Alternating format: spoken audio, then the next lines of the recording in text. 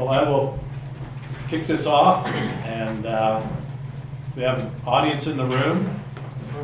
Hopefully we have an audience watching this on tape delay on local access television, but we discovered a couple of years ago that there seemed to be a need for some advance information about the budget for those who don't attend the advisory committee and selectmen's meetings or watch them religiously but are coming to town meeting to sort of get a preview of what we'll be going through on town meeting floor on Monday night, May 1st. I'm Richard Fly, your town moderator. I've got with me Brad Cody, the chairman of the advisory committee, and Lorraine Ramasco, the chairman of the Neshoba Regional School District School Committee, and a room full of budget and experts. So we'll be taking questions here. Obviously this is tape delay, so I can't take your questions from home, but hopefully this will give you a better feel for the decision making on the budget in both the overall town budget as well as the Florence Sawyer budget in our share of the high school, and any other issues that may come up in the budget. So I'm going to turn it over to Brad to walk us through the town budget, and then we'll shift to Lorraine and then take questions. All right, thank you. Well, good evening, everyone.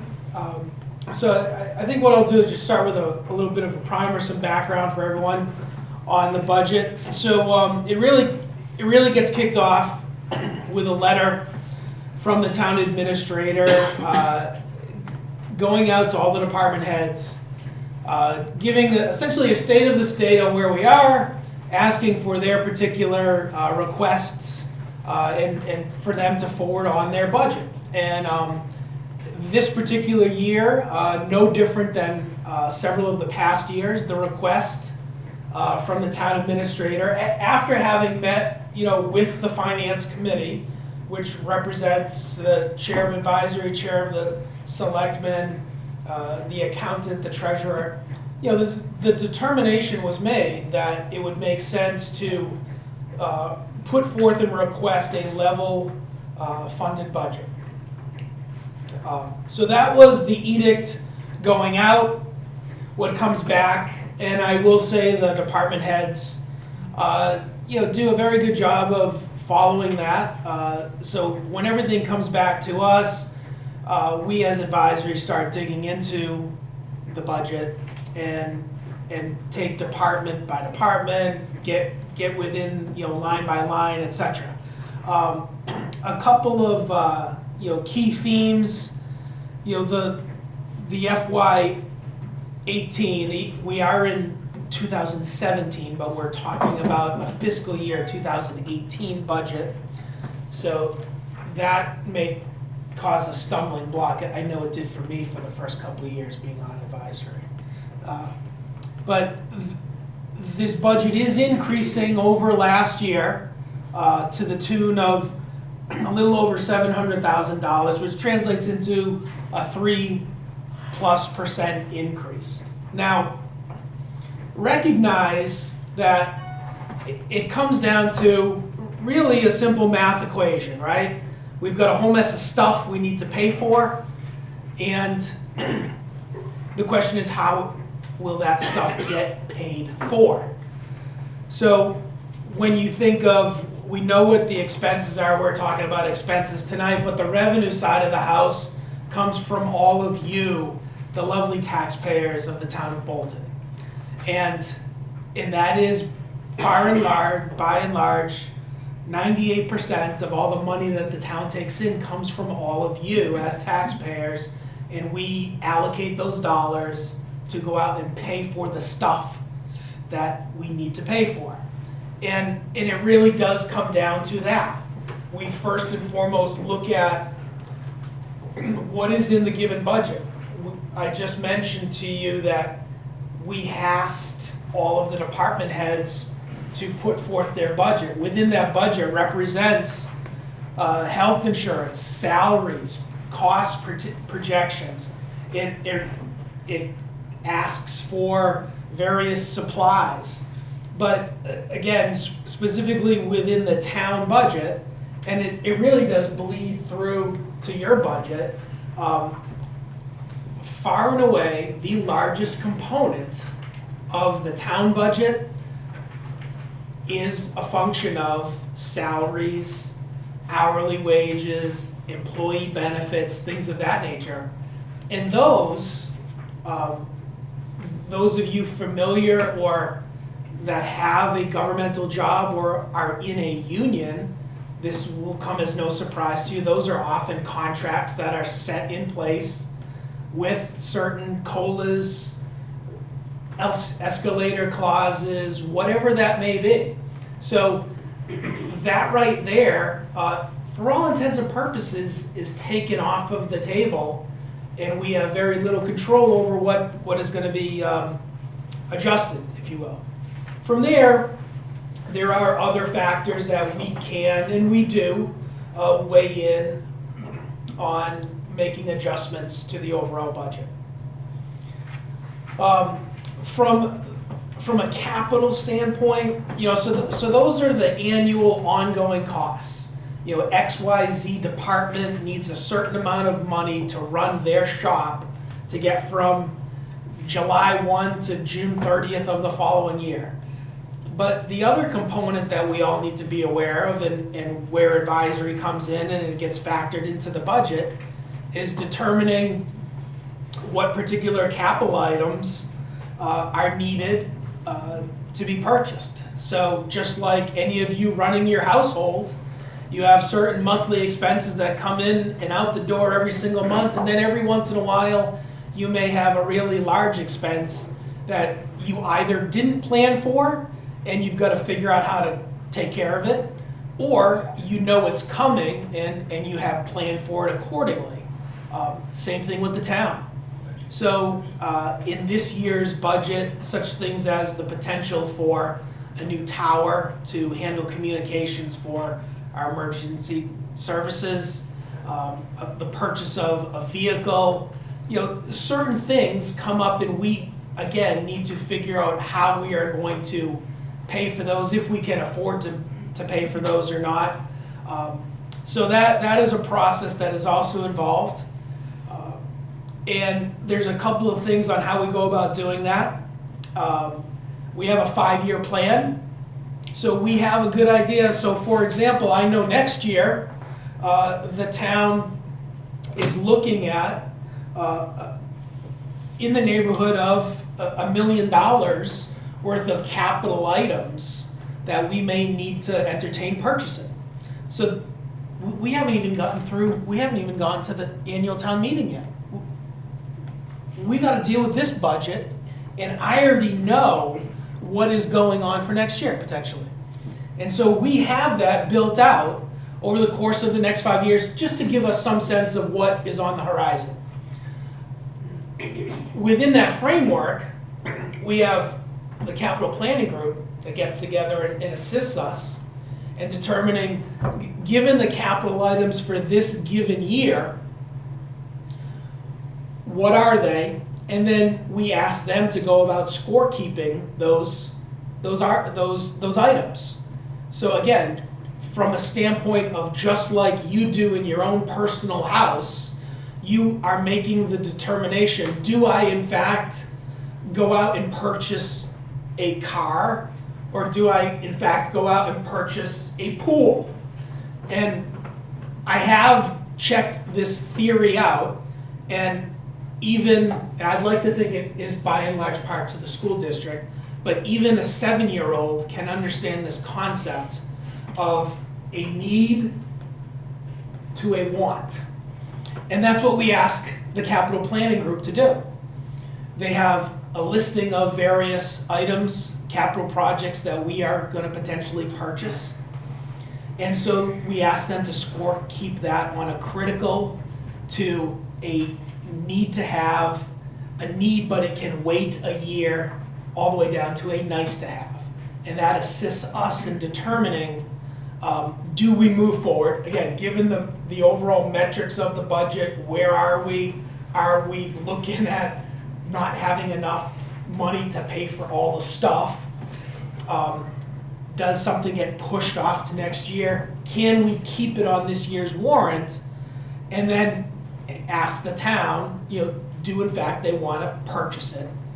So that is, in essence, the process on how we get to where we are. So again, specifically as it relates to this given budget, there is a slight increase of 3%. But again, when you subtract out, when you take out all of those requirements that I mentioned, and when we get to the components that really advisory has the ability to control, and the numbers put forth by all the town departments, if I remember correctly, and I'll ask others on advisory to correct me, but it's increasing by 0.6% for this year over last year. So I feel as though the department heads have done a very good job on putting forth a budget. There's just certain things that it's just the nature of the beast that costs are going to increase year over year. So that is probably a good high level overview. For those of you who do decide to come to town meeting. And all of you should. Well, that goes without saying, but it's unlikely. Thanks for cutting down my crowd. Go ahead. Do we really have to worry about that? I don't think so. No. I suppose in the grand Unless you scheme. do too good a job tonight. Oh, well, I suppose in the grand scheme of things, a 10% hit rate relative to town population is not bad. Yeah. Correct. All right. So a couple of other things. You may have heard this term, certified free cash. And so what that is money that the town has collected over and above it, maybe money that has been previously from the past year rolled forward. It's the official certification of excess cash. And rest assured, it did cost all of you, because it did come from your taxes. Again, remember that 98% of the revenue coming in the door was from all of you on your taxes. We started this year, we had significantly more free cash going into this year than we did the previous year. It was a little over $1 million for this year, where last year we started at a little over 600,000.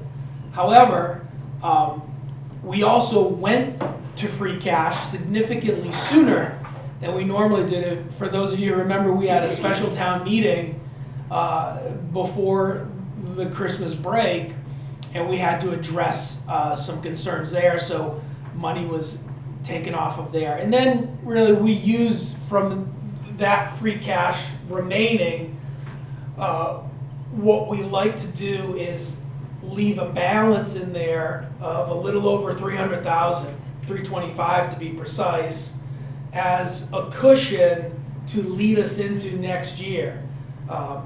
We can and have gone below it. We don't like to.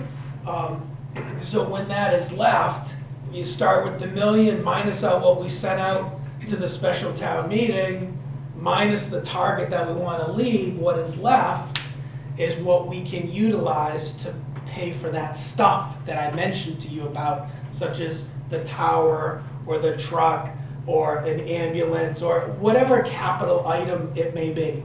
But similar to other years of past, the list of requests that we have is significantly larger than what we have available. So we then have to look at some borrowing mechanisms as well. So in this particular budget, similar to last year, you will be looking at capital items for purchase that are both taken care of by available cash that we have on hand to pay for, or we may be borrowing. And so that is notated in your town warrant. I think that's probably a good stopping point for now. Thanks, We're Brad. happy to step in and allow you to So we'll move on to cover. the item that covers the majority of the stuff. Yeah. Okay. So, Lorraine? So before we get into, I'm going to do a quick setup and then turn it back to you. What are you Before we get into the details on the budget for FY18, I want to do a quick overview of what the school committee does and how the district is structured vis-a-vis the school committee so people understand. I think this year, I've been on the school committee for 4 years. I'm here with Neil Darcy. He is our Bolton rep as well. Bolton has 2 reps, and the town of Lancaster and the town of Stowe have 3. And the number of reps is dependent upon the number of residents in the town. So because Bolton is smaller, we have 1 less rep. But Neil Darcy is with me. And Neil, while I'm the chair of the school committee, I serve on the personnel subcommittee. Neil is the chair of the finance subcommittee. The school committee has oversight and governance of the district. That doesn't mean that we get into the schools and we manage the schools. In fact, that's one of the reasons why we have the superintendent. Superintendent Clenchy, Brooke Clenchy is here with me tonight. She is, this is her first year, and so she's going to come up and I'm going to turn over some of the particulars of the budget for her to share with you. But the school committee's role is really 3 major pieces, and then there's ancillary items, but it's hiring the superintendent, it's overseeing the policies or the rules or the laws of the school district and making sure that those policies are serving the district and supporting the district, and those trickle down through everyone that has anything to do with the schools, including people who come into the schools to support the schools as volunteers. And then the third piece, which is what we're talking about tonight, is oversight of the budget. And that's what Neil and his group has worked on this year. There's been an inordinate amount of work done on the budget this year. We're going to go through some of the highlights, but I do want folks to have a better understanding of what got us to this point. I think Pat Maroney is also our business manager. She works with the superintendent. She reports to Superintendent Clenchy. Superintendent Clenchy, Pat, Neil, and his group have worked in that finance subcommittee. Typically, the finance subcommittee would meet once every 2 weeks. I know that this year, for a number of months, they were meeting weekly, sometimes 2 or 3 times a week, in order to dig down deep into the budget to find out what do we have, what are we paying for. This year, we did some work to really try to get a better view of what's going on in the budget. What are we spending? Where are we spending? Are the programs that we're currently allocating money to programs that we need and programs that are serving the students, or do we need new programs? And that's a Herculean task. There's a lot of work that goes into it, and a lot of good work has started. One of the things that ended up happening was we asked the Mass Association of School Business Officials to come in and help us back in, when was it? About a year ago. Last year, we got the results, I believe it was April of last year. Okay, of April of last year, to come in and take a look, excuse me, a cursory look at our budget and look for best practice. Are we approaching our budget in a way that makes sense? Are we doing things, are we accounting for things the way that we should? And they also kind of gave us some ideas of, you could be doing things a little bit differently, and we didn't understand everything that was in that because we weren't really certain if they were telling us you're doing it right or you need to tweak it. So as we started to go through the results of that, it became clear that we needed a more or a deeper dive. And at that point, we secured the services of a forensic auditing team to take a look at our budget in a very detailed way. The results of that audit became public to the school committee and everyone else on January 4th of this year. And it was at that point that we started digging into things in earnest, and that's when the real heavy lifting was occurring with the finance committee. So what the finance committee does is they work with the administration to understand various aspects of the budget, a lot of questions. This year, in my 4th year, is by far, we've had more questions from residents in all 3 towns on the budget, which is a good thing. We want people to ask questions because we need to ask the questions too, and we want you to understand what's happening in the schools from a fiscal perspective, because you are funding, we all are funding these schools.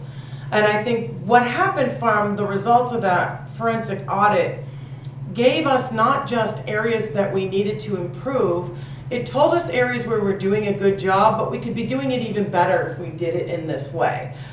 And I think that that was an invaluable service. We've made some changes. The auditor has shared with us that we've got a lot of work to do, and we know that over the next 2 years, we're anticipating the exorbitant amount of work that we did this year, we're going to replicate that. But it's a good thing, because we're looking now at, as I said before, the programs. Do the programs that we have serve the needs of the students, or have they been programs that we've had for a long time and we've never questioned them? I mean, it may or may not make sense. Some of that work was done, and you'll see it in this document. This year, FY17, more of that work is going to be taken on and continue the work we did this year in FY18. And we have a pretty good idea of where we think we need to go in FY19. So, as a result of that, do you want me to jump in this? You want me to jump? You're not going to go through anything? Oh, no, you're Oh, right. this is really, all right. Your budget. Let's go. Oh, I didn't realize this was all about the schools, but okay. It is now. It is now. All right. So I'm going to turn it over to Superintendent Clenchey. But before I do that, I just want to share with you that when we first looked at the budget, and it came before us at the end of January, we were looking at over an 11% increase over last year's budget. And at the time I said to Superintendent Clenchey, please, can we just please take a breath and go back and look at it? And that's a lot of the work that the Finance Subcommittee started. That was then, over the course of a couple of months, an incredible amount of time, that was reduced to about 8%, and then 7%, and then the really hard work had to happen, the horse trading with what do we need and some difficult decisions. The percent change this year is 3.49 over last year for the FY18 budget, and that represents a $1.76 million increase. One of the things that Brad said was that you have contractual obligations. In a school district of over 500 people, we have contractual obligations. We have 2 unions. One is largely representative of the teachers, and the other union is is representative of the support staff. Those 2 union contracts are up this year. We are in the midst of labor negotiations with the NREA. Don Lowe is on that team, I'm on that team, and then 2 more representatives are on that team from the school committee along with the administration. Negotiations are moving along well. We're having strong conversations, good conversations. I don't know when we're going to be done, but we haven't hit any snags. But we are working well with them. So to that, 63% of the district budget is directly applicable to the personnel in the district. So you got to keep that in mind. And then we've got our benefits structure. So we've got the contractual agreement for the employees. We've got healthcare, dental, disability. We've got the typical benefits that you would see in, let's face it, a mid-sized corporation. A $52 million organization is a mid-sized American corporation.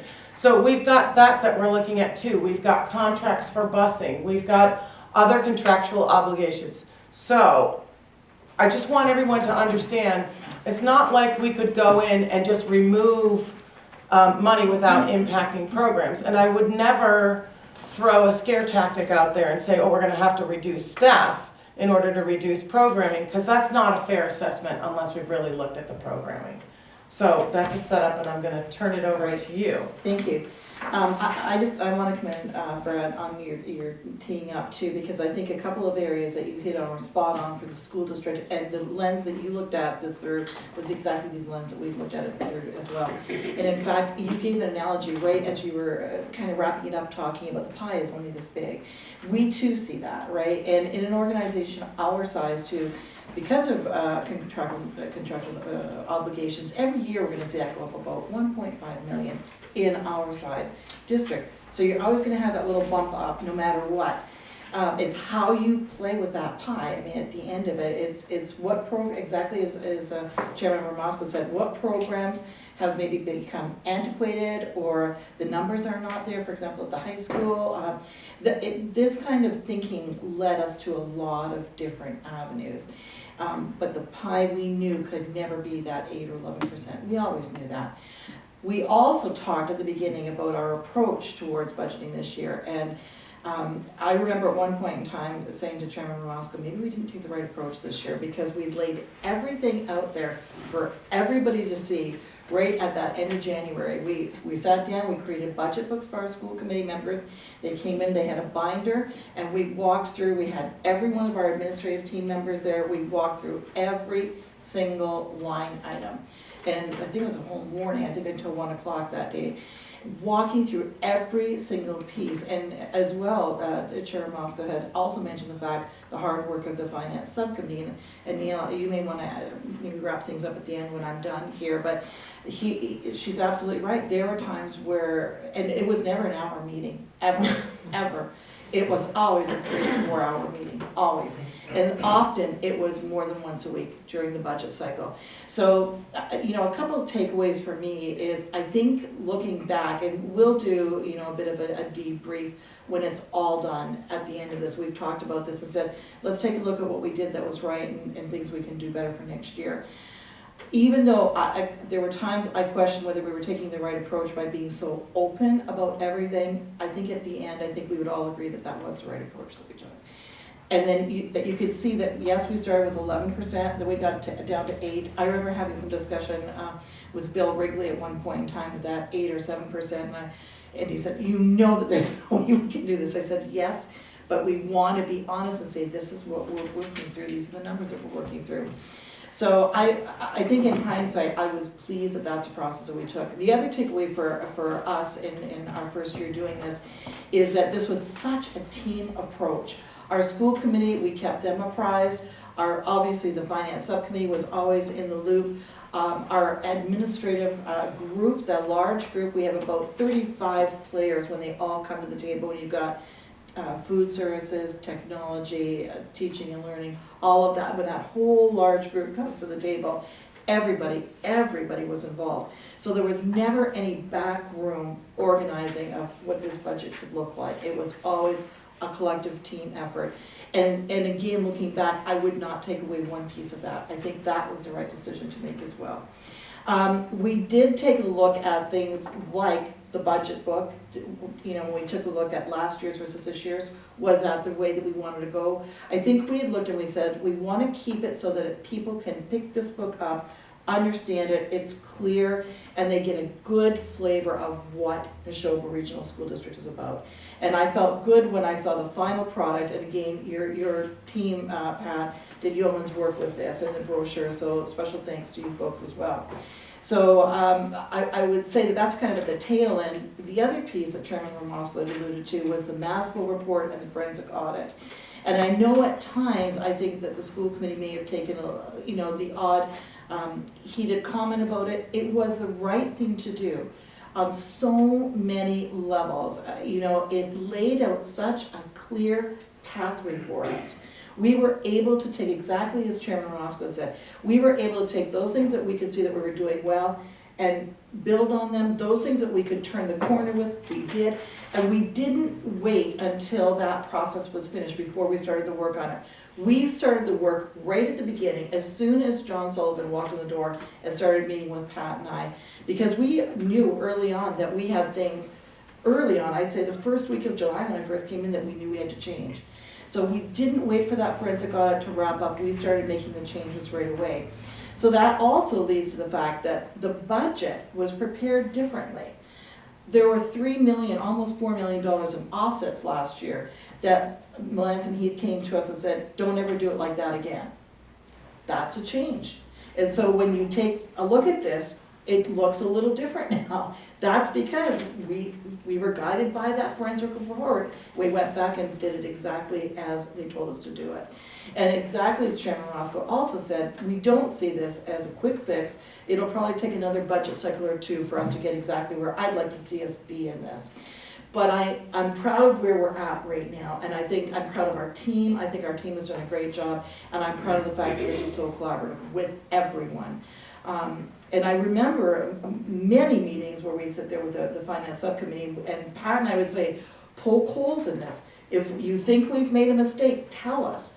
And we would go back and reorganize or rethink things, and it was a great process. So just as you were talking, Brad, about the fact that you felt good about your process, I would say we sit here and say we feel good about our process too. So I come forward, I feel that this is an authentic budget. I think it's an honest budget, and I feel it's doable. So I was thinking the other night, I almost wish next year was over with now, so I could take a look back and see, how did it work? Did it work exactly like we thought? So at the end of next year can't come fast enough for me right now, because I really think that, we'll learn things, and maybe, and I think again, Brad, you did such a great job. Sometimes things come along and you don't see coming. And this year for us was one of those. As a result of that forensic audit, we had a number of components, so leases and loans, that we needed to go back and take a look at and kind of clean up a little bit this year. And so that altered how we were approaching things this year too. So I think it was a good year. I think it was a very robust year, and we feel good about where we're at. So I'm going to go quickly through a handout that I know that you've got there that Chairman Ramosko had kind of started out. Just some key salient points. If you take a look, and I'm on the page now because she's already talked about the page with the pie chart, the budget overview and the Bolton assessment. So there again is the budget number and the increase over the FY17. There is the high school debt that you see every year, and there it is again. Local revenue is there, the amount assessed and the fixed assessed and the variable.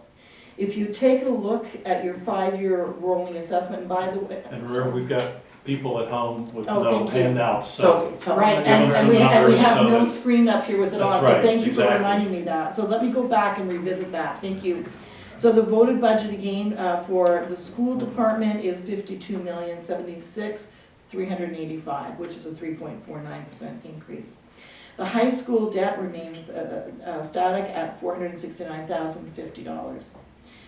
Local revenue, this is state and locally generated revenue, including our Chapter 70, etc., is $8,970,120. The amount assessed is $42,637,215. The fixed assessment is $24,600,261. And that, by the way, is the minimum local contribution that's determined by the state. The variable assessment is $18,036,954. If you take a look down, and I know that our Board of Selectmen members and our Finance Committee members have the books, but if you take a look through the books, and by the way, for our members at home, we have extra books in our office. So if you'd like to come and get another budget book, they're certainly available, and we'd love to share the wealth of our budget book. We worked really, really hard on it this year. And what you'll see if you take a look at this, which will also be posted on our website, is that the numbers in this correlate to the numbers in the budget book. So it should be easy to track back and forth. So for example, if you take a look at the assessment chart that you've got there, that's got the 5-year rolling assessment, fixed assessment, etc., that comes from page 8 in our budget book. So you can see where Bolton is, Lancaster, Stowe, and then our total. We worked very hard to make sure that these are mirrored so that it's easy to understand. Over the page, some of the Can we stop for 1 second? I want to go back to something. I just want to, because 2 years ago, and this is with regards to E&D. E&D is excess and deficiency, and Brad mentioned free cash. We have different terms. We have different terms, but the function is the same. Yeah. The state caps out school districts at 5% of E&D. So we can never have more than 5% of our total budget sitting in an account in cash, okay? And the reason I bring that up is on this page, there's a historical assessment, and it looks at FY15, what the assessment was, 16, 17, and 18. And in FY15, the Bolton assessment was 4.5%, so that means that the budget was increasing for that coming year 4.5% over what it had been the previous year. And we used $1 million of our E&D or free cash to help offset the cost. In FY16, so it was a Bolton assessment of 4.5%. In FY16, the Bolton assessment was 3.13%, which is significantly less than it was the previous year. But that's because we really beat you up that year. But that's because they beat us up that year. And you used more E&D? And we used more E&D, but the reason we used more E&D was because at that point, we were so close to the cap on 5%. And actually, I went back and did some work, and I think one of the selectmen at the time, and I had a conversation about it. The Neshoba Regional School District is not the biggest district in the state, but we had more money in free cash, and as a percentage of our budget, than any other state at the time that we were looking at this online document that the state has. So we pushed and we pulled another $600,000 out of our E&D. So that's why it was 3.13%. And at the time, I remember saying, we can do this year, but it's not repeatable, it's not sustainable. You're not always gonna have, you know, the money from grandma sitting in the savings account to offset the extras that you want. FY17, which was last year, which is the current year that we're in, was a 4.44%. We're back down to a reasonable $1 million in E&D that we're leveraging. And I'm not looking for anything other than people to understand that this year's increase is less than last year's increase. And we're still only taking that same amount of cash out. The reason we were able to get that down is because of the efficiencies that the administration and the finance subcommittee found. So I just want to make people aware that the work that went into this is not a cursory, put a couple percentage points on top of that. We're really being much more critical, which is at some point not going to be comfortable for different factions of people, but go ahead. So the next page has got the key budget impacts. And this, again, it almost becomes confusing if you're not privy or have the broader context of the changes that we need to make in terms of the budget process and no longer being able to have the offsets. So I want to read the important note underneath, because in another year, like if this had been in years past, it probably would have made sense. In this year, it says, as a result of the forensic audit by Melanson Heath, noticeable changes have been brought forth in our reporting format. Unlike prior fiscal years, we are charging related salaries and operations costs directly to the appropriate revolving and grant funds, as is the case with district-wide salaries and special education above. In special education, I'm just going to hone in on that as an example. Now you see that it looks like there's a cut there of $745,000. But the truth is that's not at all what it is. It's just that we can't do it as per Melanson and Heath's recommendations anymore and putting it straight there as an offset. It wants it reported separately as its own item.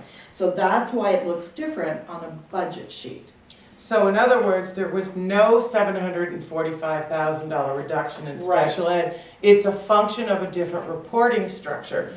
What we're doing now is taking all of the costs for a program and looking at them programmatically so we can really see where we're spending the money and how the money is being spent. So may I ask a question?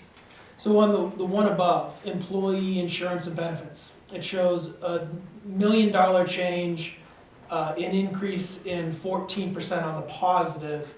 Your example, special ed, a minus 700 with a 28. So is what you're saying, like, this is the actual, it's the actual, cost, whereas in years past, there'd be a smoothing out where, oh, well, if this number's a bit higher, let's move this into another category to kind of. Yeah, we didn't do that. But what you're saying is that is what was done in the past. I'm gonna have Neil That's a help. good way of Let me explaining give it. you, let me give you an example of kind of how things went in this realignment of various cost centers and so forth and why it's important. Easier to understand in the long run, even though it doesn't sound it right now. Well, no, to your But- point of, it makes sense, like, what is the true cost? Right. So you guys can figure out what's going on. So I'm gonna use extended day Okay. as an example. Okay, so extended day is an after-school program and a before-school program in which, parents can bring their children to, and there's enhanced educational programs and so forth that are offered to these kids for a certain period of time. Enables parents to be able to come back from, their commutes or whatever and know that they're getting some good education house rather isn't than burnt sitting in down. front of the TV in the house. isn't burnt down. Yeah. Now, that being said, an extended day was, had a budget, which we weren't too clear of exactly what that budget was, just by looking at the numbers ourselves. But we did notice that extended day was apparently showing a profit. That profit was being put into the general fund. Now, that general fund, it was in there for the amount of about 200,000, I'm going off the top of my head. In reality, after the forensic audit, we found out that extended day was actually, had hundreds of thousands of dollars in deficit. And so when you start realigning everything, there was no reason for that to actually be an offset going to the general fund. It was sort of like a spider web or smoke and mirrors or whatever, but it just was not efficient practicing. okay. And very hard to follow the bouncing ball, if you know what I'm saying, when you're trying to figure out what's going on. What's being done now by having everything broken off separately, you can go to that section, you can find out specifically what's being used. You can find out the particular, like extended day, specifically what that program is doing, and all of the components like SPED and so forth.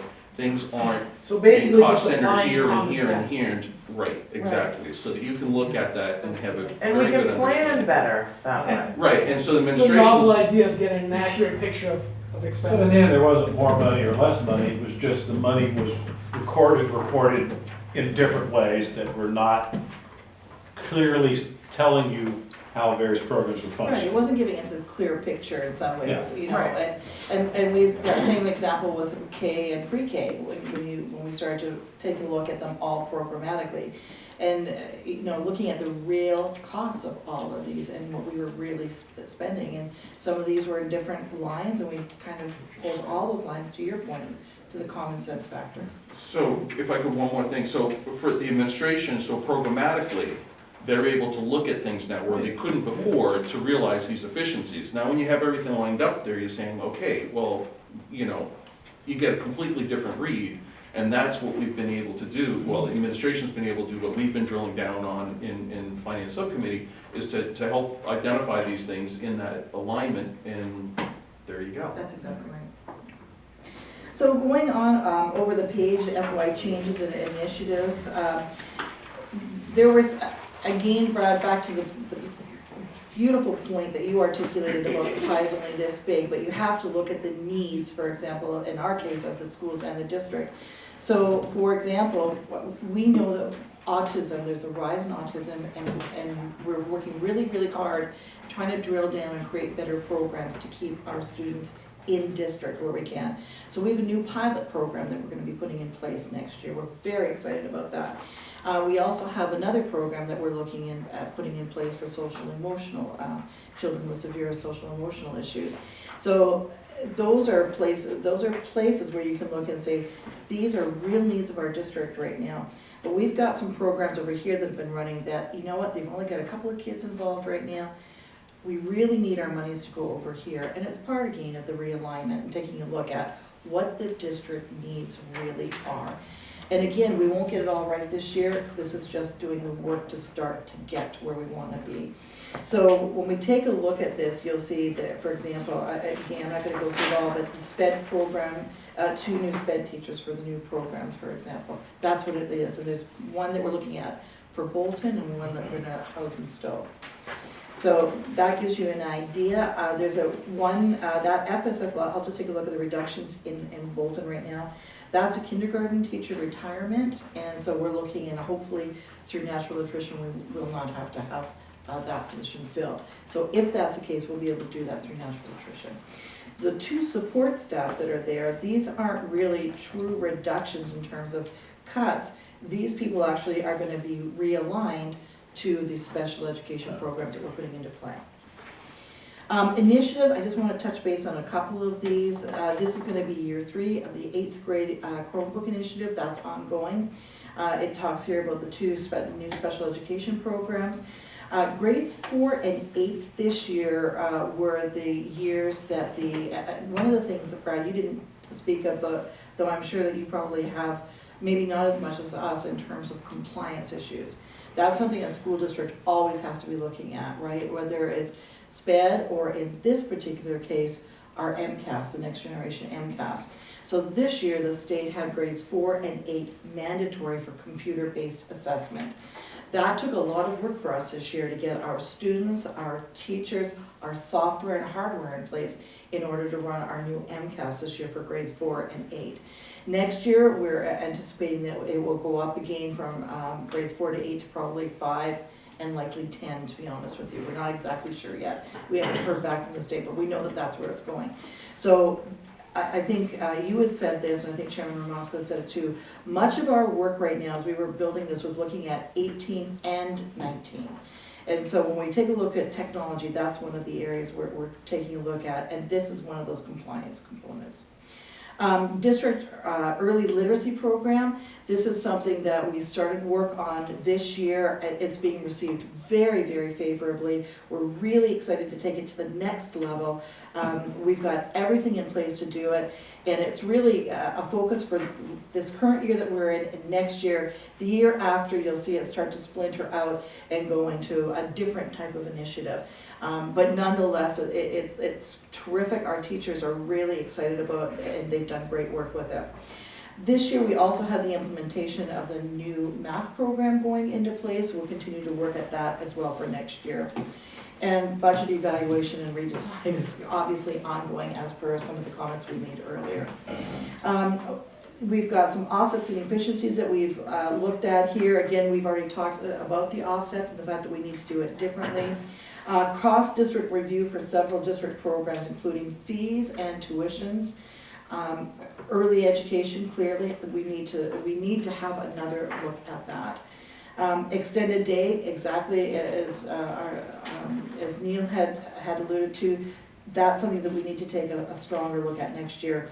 And just a deeper dive. It's not that anything's wrong, it's just a deeper dive to really know what's happening. We'll do the same thing with food service. Food service this year, we brought in new software that has just been amazing for them. They were doing a lot of their work by hand, if you can imagine. It was not computer-based. And so, there were components of it that were and components that weren't. So for example, what they were doing is taking things in from what was computer-based and then recreating Excel sheets or that, well, you can imagine what happens, right? Human error is going to happen. So we put into place this year Mosaic, and it has been fabulous. And everything all feeds in, and it was a smooth. At first, we thought we were trying to get it in for February. We actually got it in place in December. So we actually exceeded our own expectation in this particular area, and it has made the world of difference. So at the push of a button, we know how many meals are sold, what is coming in from the state, what our commodities are. Everything is there at the push of a button right now. So we feel like we took one giant step forward this year in food services. Well, and wasn't one of the reasons, and Neil, I'm going to defer to you on this, wasn't one of the reasons that we were interested in that program was because the district was losing money on unpaid meals. It was that, and it was just, I think, and you might say this better, more articulately than I can, but just knowing what the expenditures were and what the revenue was like coming into that program. Would that be a fair statement? Yes, last year too, when Dr. Bates was here, we, as part of another district, had a real problem with some of the lunch and the food services and so forth, which kind of caught our eye, and we started asking some questions. And we found out that there was actually no program that was in place to collect uncollected, overdue, unpaid lunch balances, or athletic accounts up at, like, say, the high school. If you didn't pay the athletic fee and it somehow made it through the system, we had the potential of, when we couldn't show where we were actually collecting it, we were kind of like saying, well, yeah, we think we're getting it because it has to be done prior to graduation, but there was no evidence that that was actually being done. So we were estimating there was quite literally, between the two of them, tens of thousands of dollars that were going uncollected. So by putting Mosaic in and so forth, now you get a stopgap, boom, it's done. There's new credit card capabilities so that parents can actually, instead of the fund running out, they can just redeposit along with checking or credit cards. And then athletics, we didn't have a chain of custody. We were dealing with tens, if not hundreds of thousands of dollars with no chain of custody or formal process for how to handle that cash. And a lot of that's been taken care of now. And actually, the athletic director's been fantastic with drilling into so many different She things. has. She's been amazing. By the way, she's also our the Massachusetts AD. IR? Yeah, AD of the year, so which Great. is just fabulous. So she's done a lot of work in that area. That's ongoing work for us. So we're nowhere near finished our work with athletics. Can I just be clear, and that's no reflection what I just said on any individual that's out there, that's just the way the process was. Right. We're just talking process. Yeah. Yeah, so we can wrap this up so we have time for a few questions. I think So that's I'll give really you- for the continued areas of focus are on the back, but I think, in all honesty, I think we've covered most of the areas that we needed to cover. So So those thank of you you. who are watching at home on tape, pause for a second, your TV, if you've got the pause function, go to the district website, print out this form, put it on your tablet, your Chromebook maybe, or your 8th grader's Chromebook, and you can follow along here. I think one of the advantages of this session, and I hope people are watching this, is because it's a lot deeper dive than you're gonna get at town meeting, I guarantee you. I'll stop them after about 7 minutes at town meeting, except for Brad. Because he likes Brad. Although I've been on both advisory and the school committee, so. But that's why this session is so important, I think, before town meeting each year, and I hope more and more people each year will watch this, because I think you've heard a very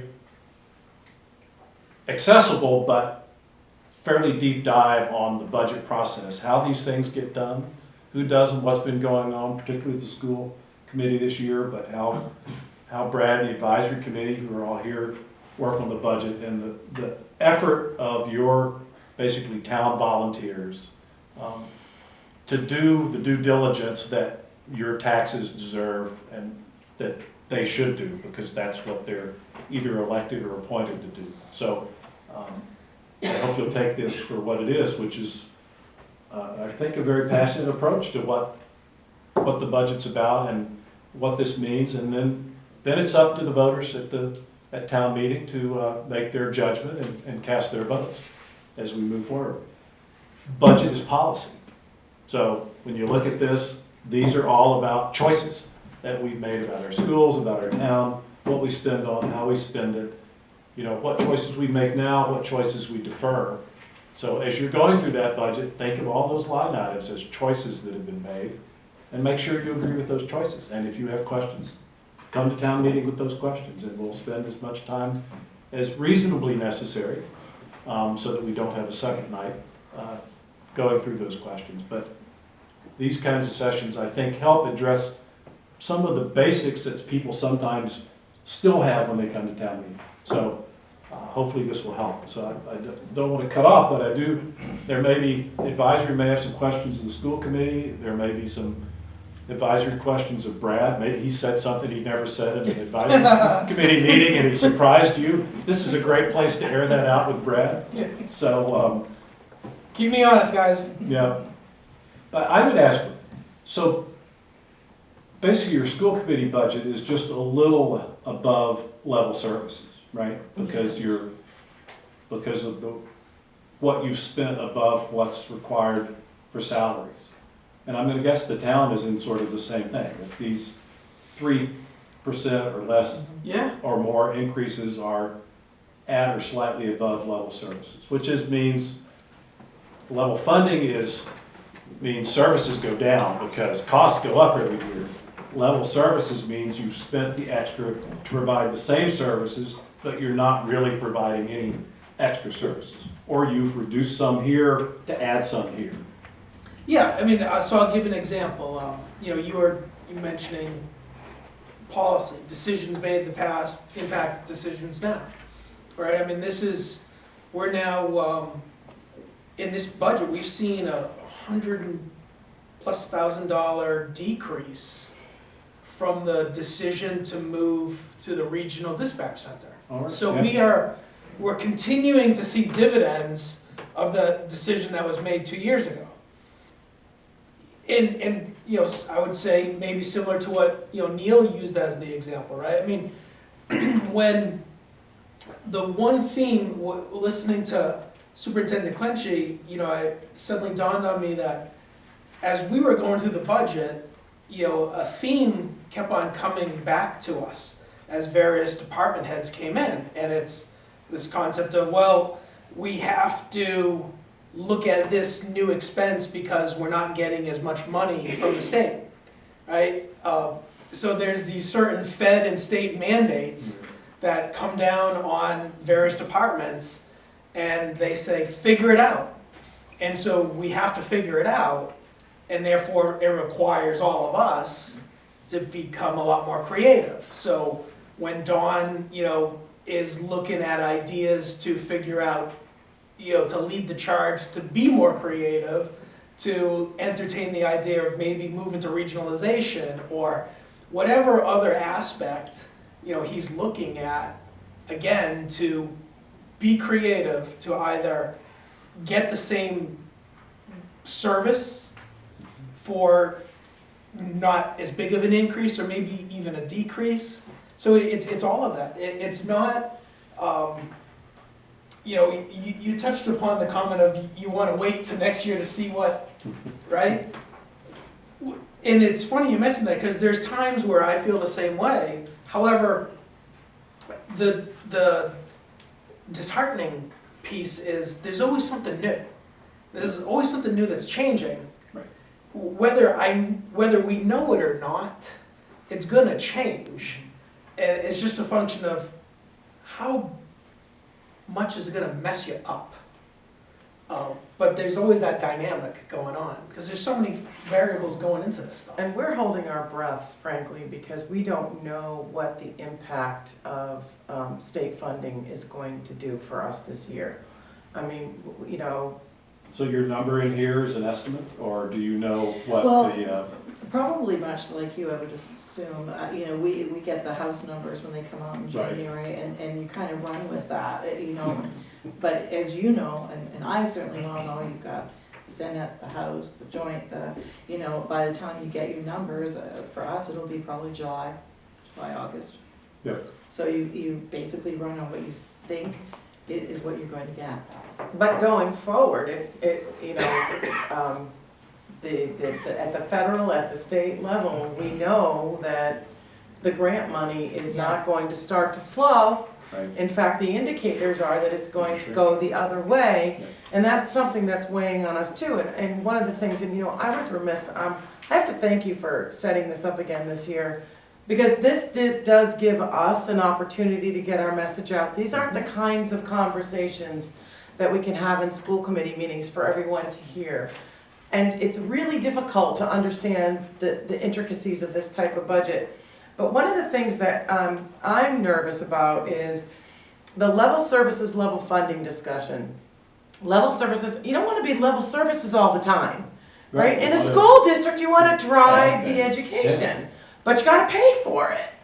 And one of the things that we're seeing is the town of Lancaster is one of our member towns. They're in an override position this year. Before we even got to the discussion on the school district, you know, one of our reps said to us in a school committee meeting, I want you to know we're already at the levy limit. We're already there before we even talk about the schools. And it was, you know, that's a heavy responsibility. The town of Sudbury is now asking, they're going to town meeting to ask for $1 million override. $675,000 of that is to help fund their budget, and it includes 19 staff reductions. Wow. So these are the things that, like, we stay, I mean, we do, I mean, yeah, you mentioned it's a volunteer position, and it is.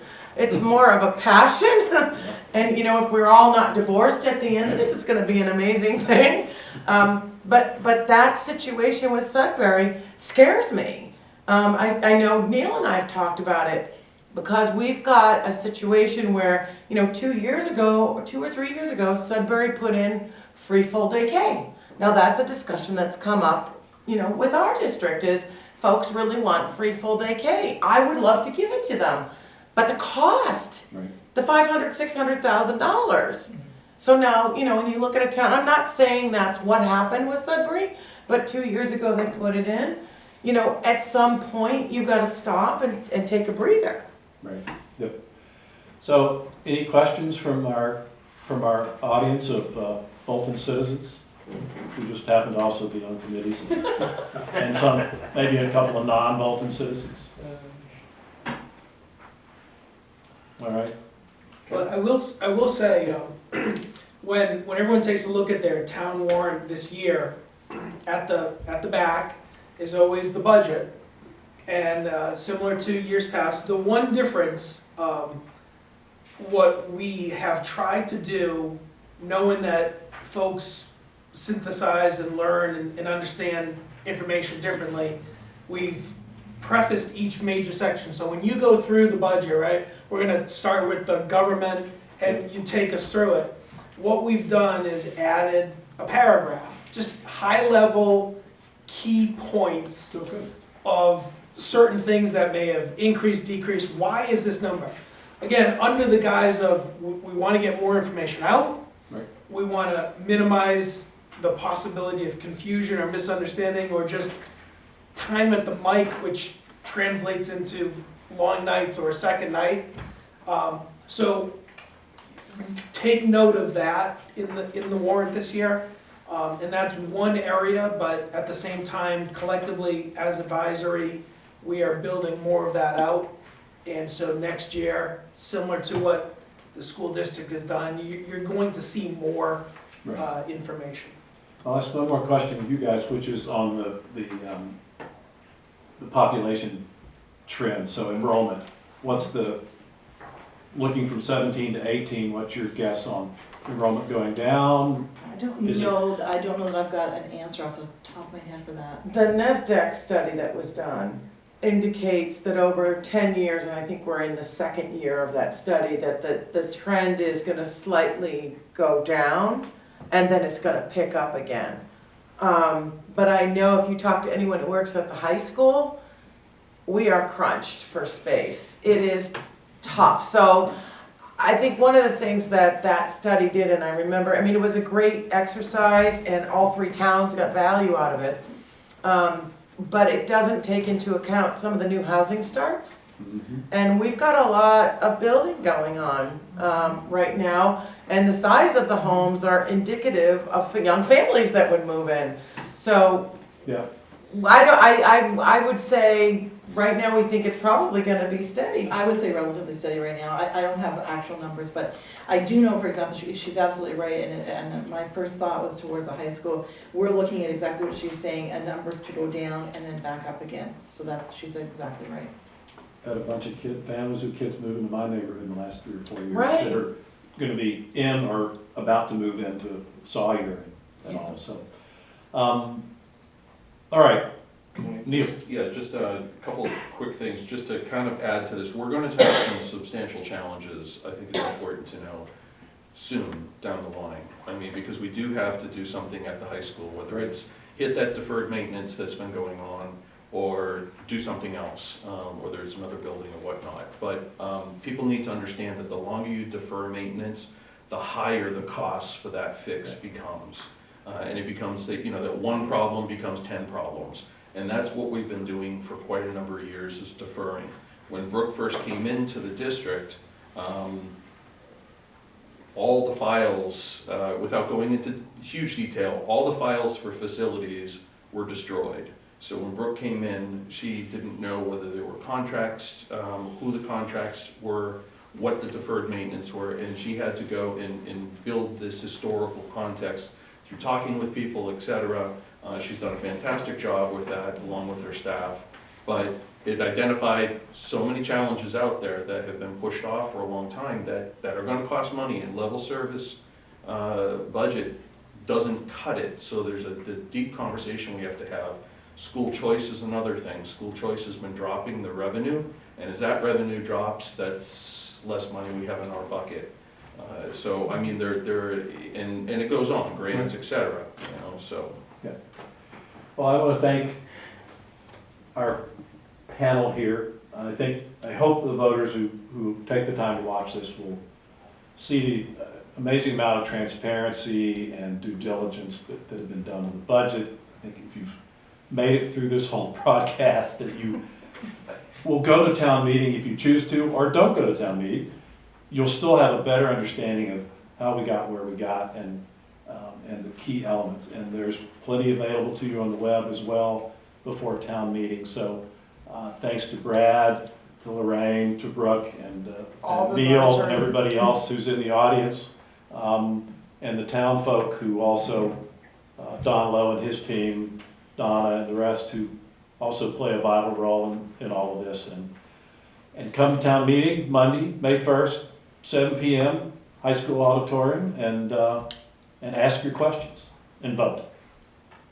So thanks, everybody. Thank you. Thank you. Thank you.